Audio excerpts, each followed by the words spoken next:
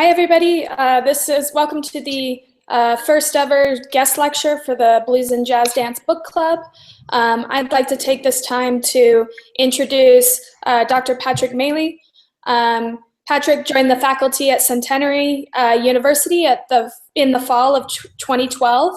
He teaches courses in Shakespeare, drama, classical literature, the history of the English language, and the Bible. Aside from a brief sojourn in the Midwest, developing scholarly and pedagogical skills, as well as an unhealthy attachment to college basketball, he is a lifetime resident of New Jersey. Beyond the academy, Patrick is an active critic of theater in New York and New Jersey, mostly for the Star-Ledger, New Jersey's largest newspaper. And his research engages a wide range of issues concerning drama, theater, performativity, and critical theory, with a primary focus on modern and contemporary drama of the United States and Ireland. Playwrights that are a consistent focus of his scholarship include Brian Friel, Eugene O'Neill, Susan Laurie Parks, Connor McPherson, Marina Carr, and Terrell Alvin McCraney. Dr. Maley's current book project and the subject of his recent senior seminar courses, After August, Blues, August Wilson, and the American Drama, examines August Wilson's influence on our thinking about American drama both prior to and after his career. It argues that the ethos and aesthetic of the blues, pioneered in theater by Wilson, reveals 20th century American dramatists wrestling with issues of race, sexuality, gender, and social identity through the performative expressions of their plays. Please welcome Dr. Maley. Hi, everybody. Thanks very much for having me. So as I told Chelsea, this is my first Google Hangout, so I want to just make sure that I'm using the technology all right. Can everybody hear me and see me okay? Yeah, awesome. Okay, so Chelsea mentioned that your group is very familiar with issues of blues history and blues music and those sorts of things. So I thought maybe what I'd do is talk a little to approach this more from the August Wilson angle than blues, and try to draw that link, because really what my work is doing, what this current project is doing, is trying to link two fields that I think are interested in each other, but don't talk to each other enough. By which I mean one, blues scholarship, and the other, August Wilson scholarship. August Wilson scholars will very often say things like, you know, Wilson was very interested in blues, and give a 2-paragraph little summary of blues without giving any sort of critical thought into what blues is or its history. Blues scholarship will often mention things like blues lit and say August Wilson and Zora Neale Hurston and Langston Hughes, but not go into any great depth about that. So what my project tries to do is unite those fields. So I'll just sort of talk about that. I'll tell you about sort of my book project, and then we can open it up and hopefully have some discussion. So Wilson. So I come to blues via Wilson. Wilson said things often. He gave a lot of interviews, and he said things often in his interviews about blues. He called blues the wellspring of his art. He said in blues there's an entire philosophical system at work. He called blues the book of black people, by which he meant the sacred book. And he said blues was one of his 4 B's of influence. People asked about his influences. He always said 4 B's. Amiri Baraka, a collage artist from Pittsburgh named Romero Bearden, Jorge Luis Borges, the Argentinian author, short story writer, and poet, and blues. And he said blues above all. So my question going into my work was, well, what does that mean? Because he said all those interesting and poetic things about blues, but he never explains. He never says, well, this is how blues comes into my work. And what most people do is say things like, well, we've got Ma Rainey's Black Bottom, and we've got 7 Guitars, which are plays about blues music and about blues musicians. But then they don't examine exactly how Wilson is engaging with that blues. And what seems to me is when he says, well, blues is the wellspring of my art, what that means is we need to understand how blues undergirds all of his art, all of his work, not simply the places, albeit a number of places, but only the places where blues shows up in his work. shows up in his plays. So we need something, we need some sort of understanding of blues that helps us understand a play like Jitney, which has no blues musicians, has no music in it. A play like Radio Golf, which has no blues musicians, has no music in it. We need something that works for them as well as it works for seven guitars and Rainey, right? Okay, good so far. Technology still good? Yeah, okay. Okay, so where I start is thinking about what Wilson saw when he saw blues. When he looked to blues, what did he see? What did he understand? What was his understanding of the history of blues in order to help him import it into his plays? And as you guys are probably familiar, right, there's lots of discussions and debates and arguments that go on interminably about when blues started and where it started, and does it have its roots in Africa or not, and all these sorts of things. And I think those sorts of arguments usually don't come to anything. They don't have a great answer. So I won't make any claims about this is what I think, where I think blues started, where its history started. However, I will say that I think that a very important strand, and particularly for the way that Wilson incorporates blues, is the strand of blues that is a post-Reconstruction response to Jim Crow in the Jim Crow South. What we have, and I'm influenced here by particularly people like Adam Gusso, who's at the University of Mississippi. He writes about blues. Tricia Schroeder, she writes about this sort of stuff too. And what I find convincing here is the notion that in the Jim Crow South, with the constant threat of lynching, with peonage farms, with all this sorts of violence, black bodies and black communities were treated mostly as disposable, and in lots of interesting intellectually ways, treated as subhuman. When we look at the evidence of narratives of lynching plays, of narratives of lynching in the newspaper and all this kind of stuff, we see these ways that lynching mobs treated black bodies as subhuman, as things to be disposed of. And in that reign of, essentially this reign of terror, and this is what, if you haven't read Adam Gusso's book, Seems Like Murder Here, it's worth taking a look at. What he argues is that in early blues, there is this constant strain of responding to the threat of lynching. And what it seems to me, and where I sort of enter this conversation, is it seems to me that early blues artists were looking for a way, in this kind of human urge, to express their identities against Jim Crow. Because what Jim Crow wanted to do was take away their identities. Say, you are not human. You are not socially and politically viable. And blues wanted to rebut that. Blues came out as a way, an urge to rebut that. But in order to do so, I mean, they couldn't do so in kind of, fighting it overtly, because there's a constant threat of lynch mobs. So what blues does, it's this performative structure in a lot of ways. There's other important aspects to it, but there's a lot of ways that it's this performative structure of responding to that denial of humanity. And what I find most important is that it is subversive. It is its lyrics are built on a signifying structure. Henry Louis Gates' notion of coded language, and it was meant specifically for black communities.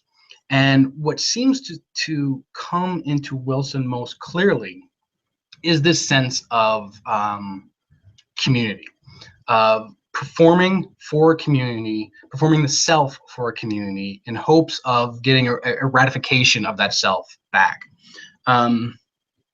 So I've got 1, 2, 3, 4, 5, 6. I've got 6 characteristics that seem to me particularly important for what Wilson saw when he saw blues, when he listened to blues, when he looked at blues history, and looked at the music and all those sorts of things. And this is what. So he said, it seemed like blues is performative, meant very specifically for performance, and in a related way, it is community-based, performative for one's community, which one is a part of. It is antiphonal, built on a call and response.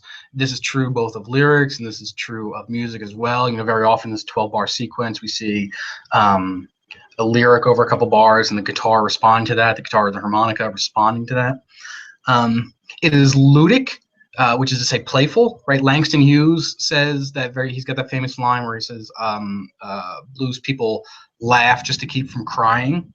It is socially responsive, is blues, early on, and responding to Jim Crow and all those sorts of things. And this evolves as blues evolves out of the Jim Crow South. And importantly, I think really at the core, it is deeply humanizing. What blues said in the Jim Crow South is that what its performers were saying to its community was we are humans, despite what Jim Crow would say to the contrary, and we will share that and defend and support that via performance and community. So that's what it seems to me that Wilson was seeing when he saw blues, when he listened to blues, when he investigated blues. You know, he said that he discovered blues just pretty much randomly by having bought a little record of Bessie Smith. And it was Bessie Smith's song, Nobody Bakes a Sweet Jelly Roll Like Mine, which captures all of these senses of blues. It's got this antiphonal structure, is deeply ludic, right? Nobody bakes a sweet jelly roll like mine. That is a dirty, dirty line, but is playful, is subversive, is all these sorts of things. And in its way, is expressing the humanity of the performer, right? So that's what it seems like Wilson is taking from blues. The next sort of important step that I want to suggest, and that my book suggests, is that what Wilson is doing with blues is less like taking music and putting it into its place, although certainly that's true, as you know from Rainey, but rather engaging with what I call a blues ethos and a blues aesthetic. And you know, those 6 things I just outlined are essentially that, right, are the characteristics of the blues ethos and the blues aesthetic. And what I try to argue is that, you know, blues music is one expression of that ethos, but it's not a prioritative one. It's not the only one. It's not as though like we've got, you know, blues music and then you know, blues literature and poetry and such like this. Rather, I think we've got, you know, a blues ethos, and that gets expressed in music, that gets expressed in drama and poetry and art and all these sorts of things, right?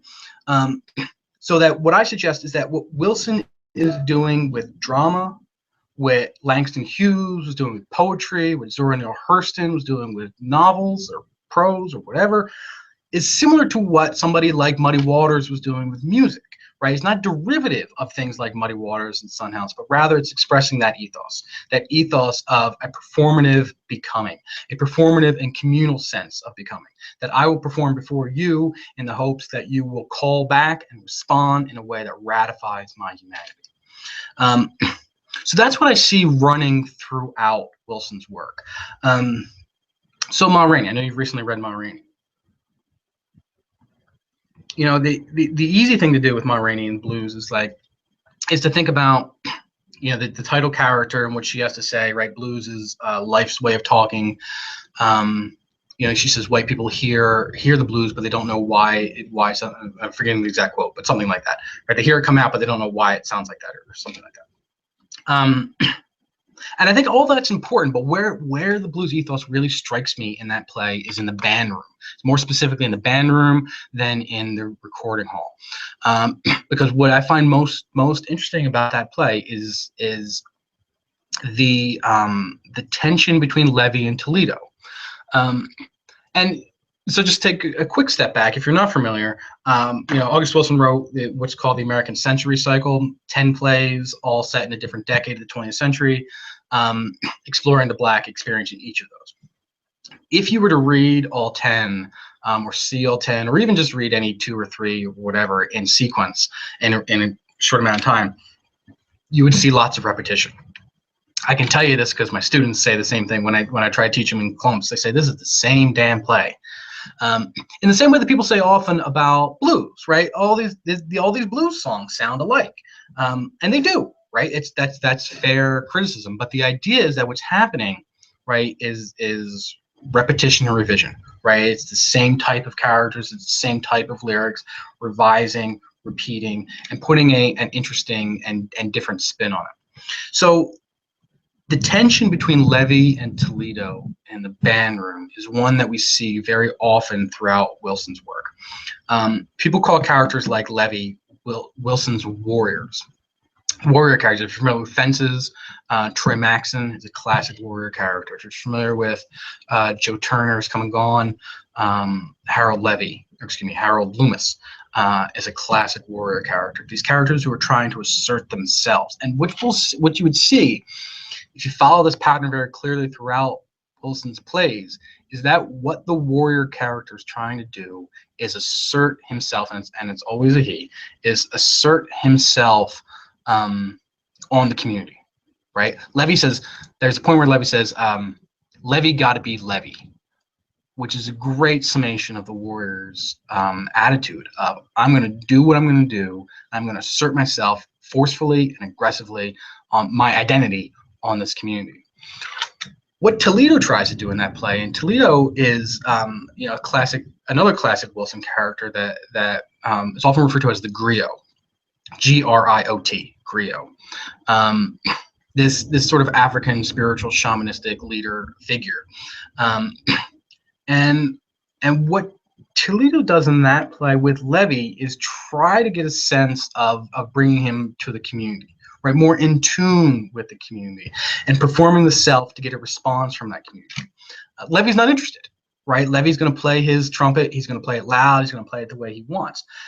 A useful comparison to what Toledo is trying to achieve with Levy is Ma Rainey, right? Remember when Ma says, when she's arguing with her manager and Sturdivant, she says, I don't need this. I can go back to the South and tour, right? I've got my people. I've got my community. They'll accept me. I will be part of that. I will call to them. They will respond to me, and I will be, mother of the blues and all that sort of stuff, right? Madame Rainey. Levy wants to escape from that, right?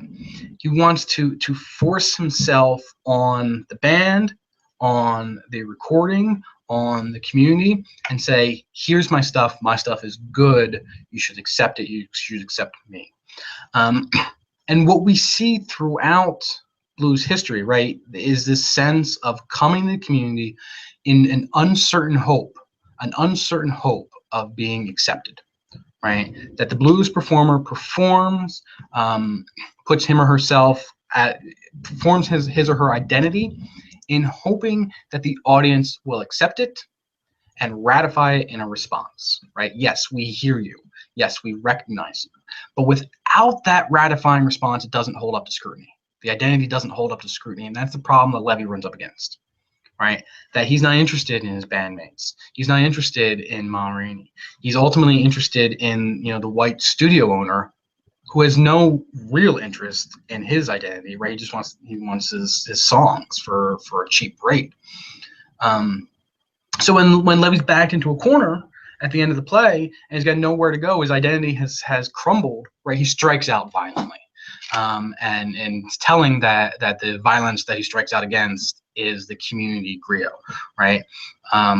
The guy who's trying to show him, the guys are trying to show him a card trick or something at the end of the play, say, come on, cheer up, come back into the community. He says, no, right? I will strike out against this violently. So this is how, and if you're interested in other plays by Wilson, we talk about that as well. But this ultimately is how I see blues unpacking and opening up Wilson's plays, allowing us to see the forces of an antiphonal community, a call and response community.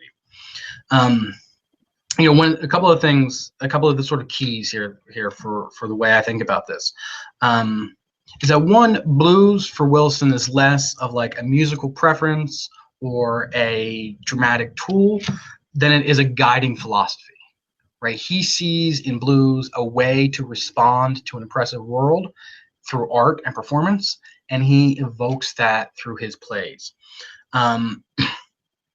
ultimately, I think what he sees is hope in sorrow, right? That through struggle, through sorrow, there is a option or an availability through performance and performance of those blues to assuage that sorrow, to respond to it, and ultimately do so productively.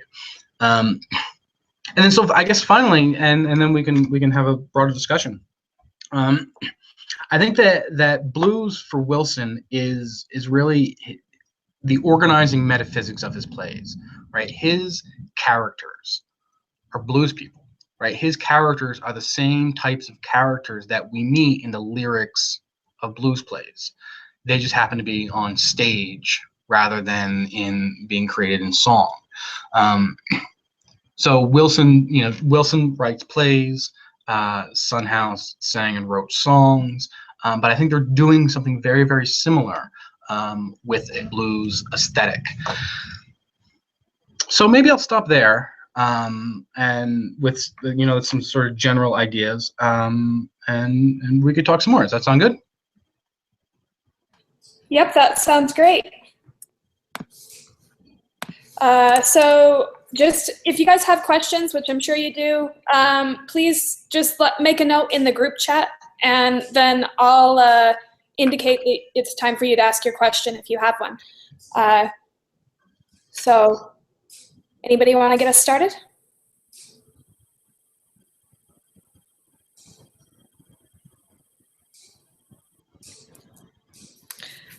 All right, so I definitely found it interesting where you're talking about really the subversiveness of this, but that it's also a productive way to respond to the problems. But I think we see a mix of productivity in Wilson's plays. Like, I don't think that, say, our warrior characters end up having dealt with this type of oppression as productively as, say, the characters of Ma Rainey, or even, say, Bono in Fences. So could you talk a little more about that and how we see Wilson's characters utilize the blues in different ways? Yeah, I think more often than not, we see the warrior characters fail in a way that we see at Levy, right? Levy strikes out against Toledo, strikes out against the band, and his grand plans fall flat. The same is true of Troy Maxon. At the end of his play, he says, all right, Death, it's just me and you. Let's have at it. And then Wilson does a nice dramatic thing where he just ends that play or ends that scene, and the next scene is Troy's funeral. Right? We don't even see the fight. We don't even see the climax of Troy's battle. He just goes down. Same is true of Floyd Barton. Same is true of King Headley.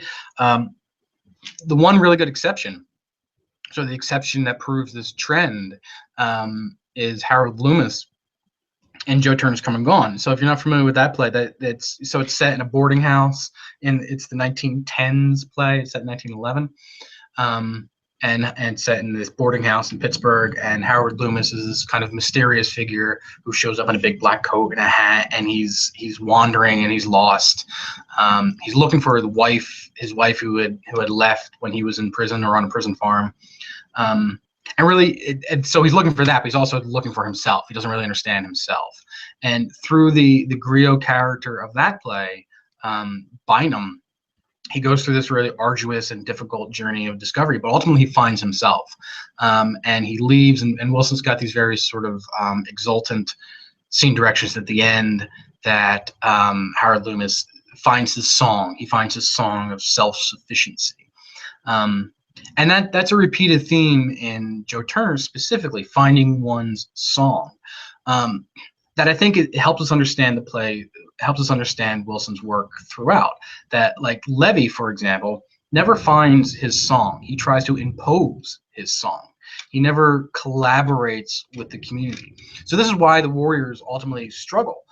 because the blues metaphysics of Wilson's plays demand, at the very least implicitly, but probably more than that, demand an engagement with the community. So his critique, Wilson's critique, it seems, of these type of characters is this effort to avoid the community, overcome the community. Right? We see this in Boy Willie in the piano lesson as well, and he's actually another good example of essentially coming to terms. Right? Boy Willie wants to fight against his history throughout the play. He wants to sell the piano. He wants to ignore the ghosts that are in the house. And finally, when he struggles with the ghost, when he wrestles with the ghost, and he realizes that Bernice playing the piano and summoning all of the generations of ancestors to the stage is what overtook that ghost, he understands the need for this community. So this is, as I mentioned, I think that what's important for us thinking about blues and Wilson is thinking about more than just music, although certainly music's important.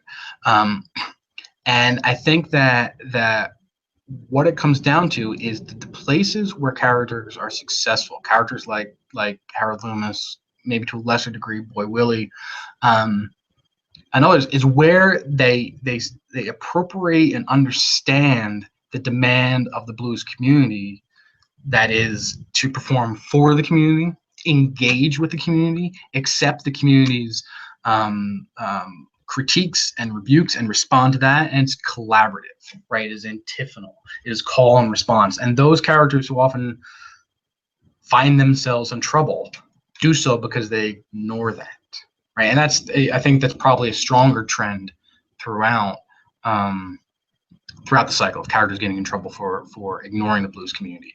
But somebody like, if you're familiar with Gem of the Ocean on Esther, right? She's somebody who guides the blues community, and she succeeds to whatever degree she does because she is in dialogue. And that's what I think is really important. That it's a demand and an expectation for communal engagement is where we see Wilson being his bluesiest. Yeah, thank you. We definitely, that's definitely something to think about. Amy has a question for you. So go ahead, Amy. Hi, Amy. Hello. Thanks so much for this. It's really interesting to interact with. I'm curious a little bit more about the griot characters. You mentioned a little bit about them, and I'm curious, especially talking about how the voyeur characters interact with the community. Given what the community expectation is, I'm just curious a little bit more about, like, what is the place for the griot characters, and how are they in relationship to this expectation of the community to be a part of it in the ways that you've been talking about? Yeah. Does that make sense as a question? Yes, okay. It does. Cool. Yes. Thanks. I think the expectation of the griot characters to be a leader of that community. So I think that this is something. So in fact, in my chapter on Wilson's cycle plays, I'm critical of Toledo as somebody who ultimately isn't a very successful griot, right? If you recall the very beginning of that play, when Levy storms into the band room and he says everything's changed around here, right? He's talking about the physical structure of the room, right?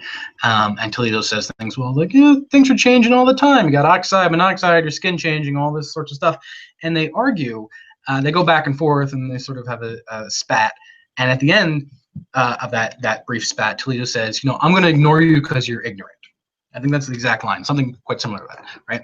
And I think this is a characteristic of the problems of Toledo, because he's not seeking that engagement, right, as thoroughly as he can. Whereas somebody like Bynum in Joe Turner's Come and Gone is there as at once a performer and an audience member. And it seems like what the demand in the griot is to be a conduit to the past of remember sort of ancestry and all this sorts of stuff, but also to be a willing and active audience member to other people's journeys, right? So that when it works as well, what's a good example of this? Oh, so with Howard Loomis and Bynum, when it works, It's when, you know, Howard Loomis has this terrifying vision that scares the hell out of him. But Bynum's right there to talk to him and let him get it out. He says to Loomis, you know, what do you see? What do you see? Tell me what you're seeing. Tell me what's going on. Tell me what's happening.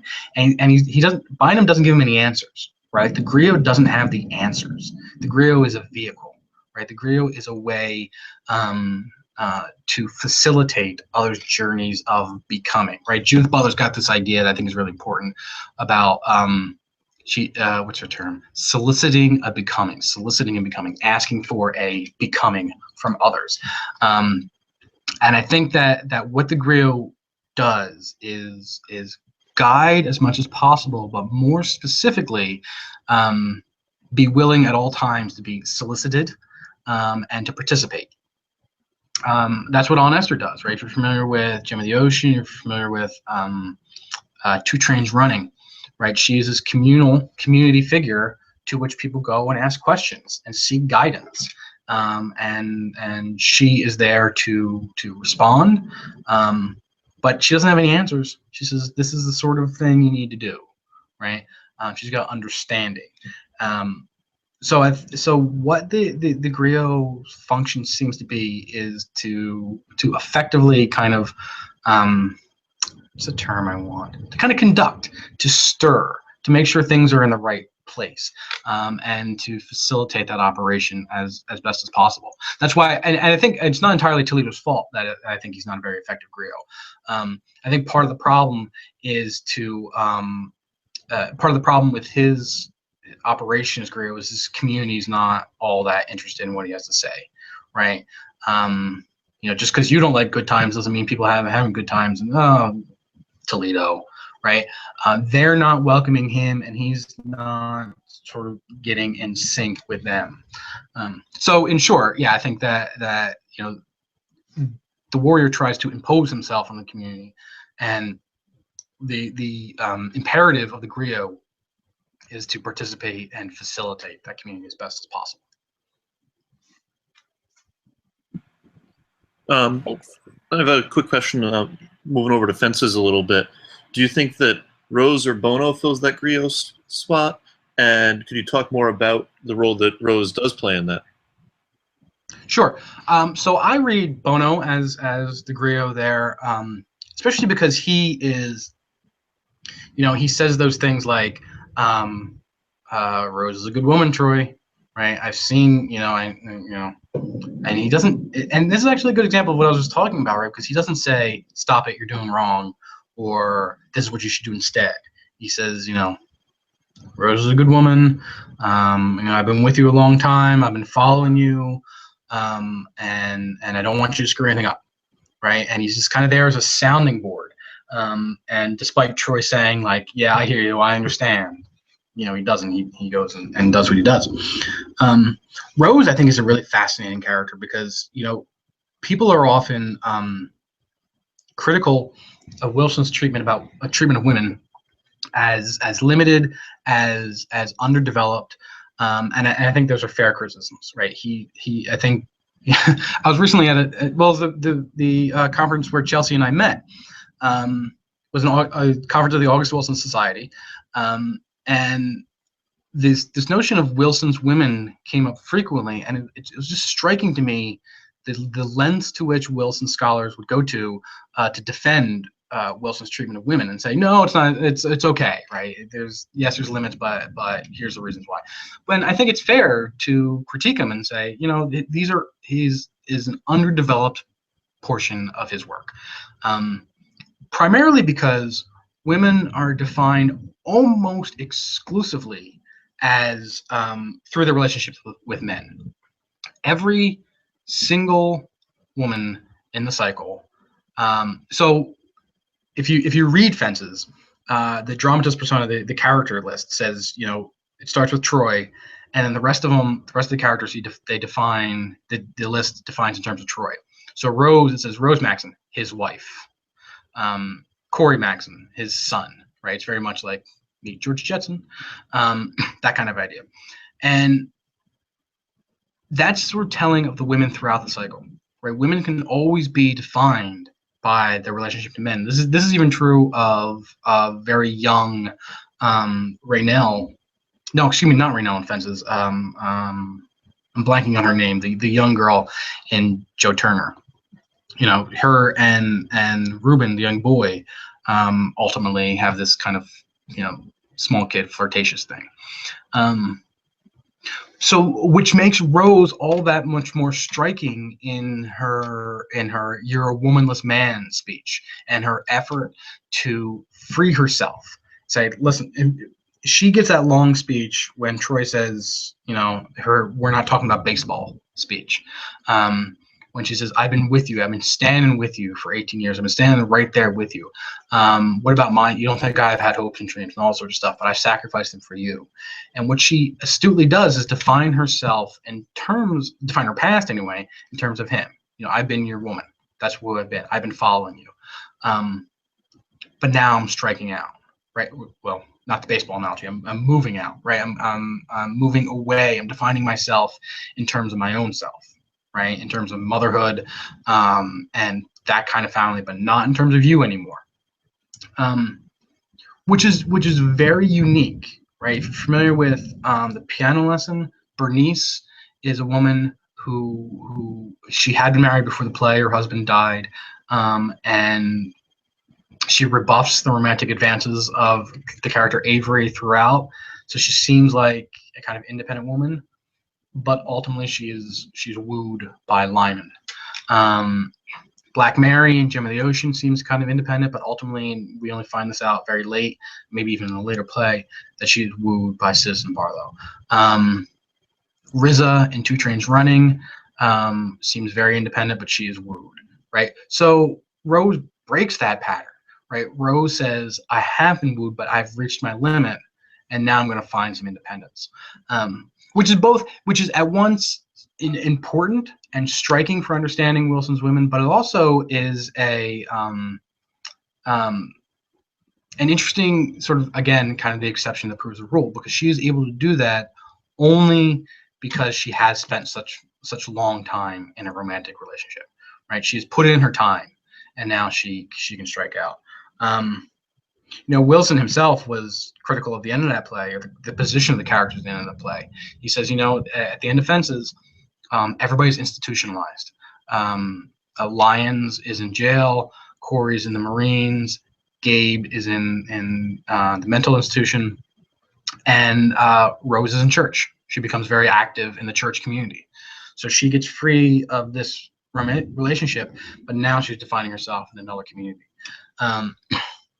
So you know, Rose is really fascinating in that kind of exception to Wilson's women. Does that answer your question? I think so. It's also a little interesting to look at what you describe as Rose's women, or not Rose's, August's women, yeah, and look at the depiction of women as property in a lot of blues songs. Yeah. And whatnot. Yeah, and especially that way of, especially in women's blues songs, that there's that kind of assertion of independence, often like through homosexual themes. Like I'm not going to worry about a man. You know, I'll have this romantic establishment with women. But throughout, right, whenever women are brought up throughout blues, it's very often in this kind of defined as via relationship, right? And that's very much how Wilson treats them as well, right?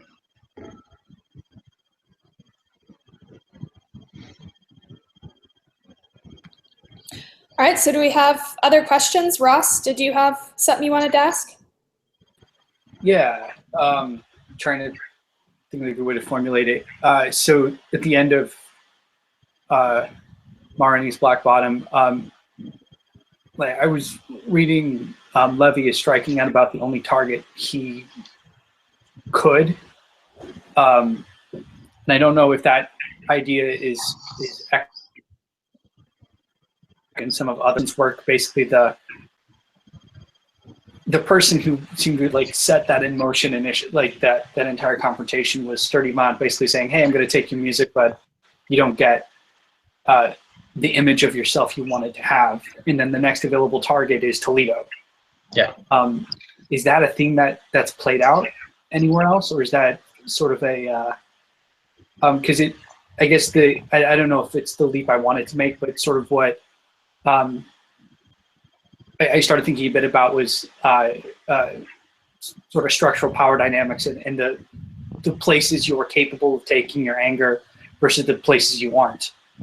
Like the story he told of his father was very that ended poorly for his father. So I guess more sticking to that, it seems like there's a power dynamic at play that is hinted at, or maybe I'm reading too much into it. I don't know if that comes up in some of his other works. No, I think you're right. I think that especially that power dynamic breaks out along racial lines, right? And that story Levy tells about his father is ultimately one where his mother had been raped by these white men, and his father eventually does get at least a level of revenge on those white men, right? So him buying his time, right? Levy tells that story as a way to say, I'm not spooked up by the white man. Elsewhere, I think that throughout Wilson's cycle, where we see is ultimately often this warrior character, in the way that Levy does, is trying to impose himself on the community, on the Black community, by trying to establish some sort of relationship with the white community, the same way that Levy is with Sturtevant, right? And so, another good example of this is Floyd Barton in Seven Guitars. Floyd Barton, another bluesman, character who is a blues musician. He says throughout that play, so that if you're unfamiliar, right, that play opens with he has had a hit record, but then he went to jail, and he got a letter from the record company that says, we want you to come back and record another hit record, or record another record. And they're in Chicago and he's in Pittsburgh, and he's got to get himself to Chicago. But first he's got to get his guitar at a Hawk. He's got to get his band to go with him. And he feels a need to re-woo the woman he was unfaithful to bring her with him. So he's got all these kind of challenges to get over. But the world, acts against him. It doesn't, he's not working with the community. He's trying to impose himself and saying, I'm going to get to Chicago and I'm going to do it any way I can. Turns out his white manager screws him. Various other things get in the way. And what he says, at one point, he's got this famous speech where he says, I had 7 ways to go. They cut that down to 6. Then, I said, okay, that's fine. I'll take one of those 6. They cut that down to 5, and so on. He gets all the way down to 1. And his point is, I'm going to Chicago, and I'm any way I can. And with all the kind of his first option was dealing with the record company and his white manager and all that sort of stuff. And he's only left with his own community. And what he doesn't do is then try to engage and draw on the strength of his community, right? He robs a jewelry store or something. And that kind of that turns out badly for him, right? And so I think you're right that pattern we see of Levy backed into a corner and striking out the first thing he can, and the first thing they can when that happens is often part of the Black community. So this is why I think Wilson is critical of his warrior characters in terms of their destructive potential for the community, right? That when their anger, builds up to enough to where it's going to burst, it's going to burst to those in their immediate vicinity. They have these grand ideas of, I will engage with the broader kind of commercial community, which is often defined by and controlled by white men. But when cut off from that, right, the only place they can, and so Levy stabbing Toledo is actually a good analogy of the warrior backed into a corner in the community and damaging that community as a result. So yeah, I think it's a good point, and I think that what it speaks to is Wilson's stress on I just feel like I'm using the word community a lot, but I have to, right? It's important. His stress on the local community, and calling and responding to it rather than reacting aggressively to it.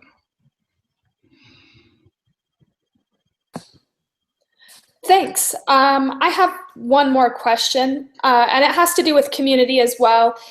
We often see, I mean, almost exclusively because Wilson is talking about the Black experience and rewriting or retelling a marginalized history. We don't see a lot of white people, but in Ma Rainey, which we read in this book club, we actually do see two white characters, which is fairly unique that they're actually physically present on the stage. So I was wondering if you could talk a little bit, maybe in context of the music or outside of it, how you perceive those relationships as Wilson, portrays them between the white and Black communities, and what happens when they engage. Because we not only have Sturdivant and Irvin, we also have the white police officer that brings Ma Rainey in, and so there's a lot of different dynamics there. Yeah, I'm just trying to think. There aren't a ton of white characters beyond that, right? That play has those three. In Joe Turner, there's one whose name, strangely enough, I'm blanking on. The People Finder is his job, and he also shows up. Interesting, the same character shows up in Gem of the Ocean, and so usually the white characters are not treated very well, right, by Wilson. They're not great characters. Sturdivant is exploitative. Irvin, I don't know if he's all that bad, but he's certainly not all that supportive of Ma Rainey, right? Ma is certainly critical of him. And the cop is trying to get a bribe, right? And this character, this People Finder character in Joe Turner, who shows up also in Gem of the Ocean, he's got this long speech in Joe Turner about, he says, my family has been always finding Black people. He's got this weird racial slur, and I forget exactly what it is. But anyway, and it's his family. He comes down from slave traders, right? He says we were on ships, right? But now I go out and I find people that are lost, right? And so there's a sense of he's welcomed into the family, right? He's welcomed in, not the family, it's a boarding home. He's welcomed into the community, and he's treated well and respectfully, and he respects his community. But there's this sense of he's got this subversive history or problematic history that is problematic for the community. But interestingly, when he shows up again in Gem of the Ocean, so Gem of the Ocean is the play from the first decade of the 20th century, set in 1906, I think, maybe 04. But it was the penultimate play that Wilson wrote. So Joe Turner was very early in his career. Gem of the Ocean was very late, and he revisits this character, and he does good things for the community, right? There's a guy's trying to run away from this cop at the end, and the white trader hides them and abets them and helps them. So I think that where we see these characters, where we see white characters, the critique of them is less race than it is their participation in the community. So, for example, in Gem of the Ocean, there's a Black cop, Caesar Wilkes, who is a terrible character. He's an awful character, who is trying to oppress the Black community, and he's treated terribly, and he's a Black character. And I think the idea there is that where Wilson is critical of characters is when they are trying to assert individuality in and of themselves, a sort of self-reflexivity. We see the same thing in his last play, Radio Golf. There's these two characters, Roosevelt Hicks and Harmon Wilkes. And Roosevelt is trying to deal, or does make a deal, a wise economic deal, commercial deal, with a white businessman. But the play treats that very poorly, treats it very harshly. It's very clear that he's made a mistake. And Harmon Wilkes makes what is for him he's a politician and a businessman. He makes a decision at the end that kills both of those endeavors, but he does so in favor of the Black community, and the play smiles on him for doing so. So it seems like that the characters that Wilson is most critical of, at least those who are in his plays, right, as opposed to lots of the worst characters or offstage forces, has less to do with race than it does with the contribution to and support of communal efforts of becoming, of supporting those quests for identity versus trying to oppress them. Yeah, and I think that most often when white characters are spoken about, they're usually just off stage, right? Like the guy who wants to buy the piano in the piano lesson is just off stage, but he never shows up. It's also true of the ghosts in the piano lesson, and it seems to be the sense of like there's this force potentially constantly oppressing. So it's sort of it's a with us or against us kind of attitude, but that's not starkly drawn on racial lines, right? It's drawn on attitude lines. And yeah, so maybe the juxtaposition of the white characters in Ma Rainey versus in Gem of the Ocean is a good example of that, right? Of those who are trying to exploit versus those who are contributing to the effort of identity crafting and understanding and so on. Well, thank you for that. Does anybody have another question? We have time for one more.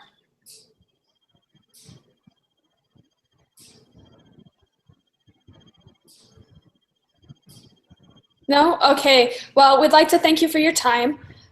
We really appreciate it. Thank you very much for having me. Yeah, we appreciate that you came out and talked to us. I think everybody had a good time and enjoyed and learned a lot. So thank you. So thank you. If you have any other questions or anything, you want to email me, feel free to Chelsea pass along the email. I sure will. And hopefully somebody want to buy this book and publish it. So keep an eye out for the next couple of years or so.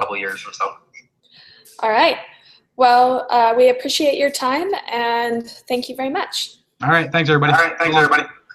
Bye-bye. Thank you.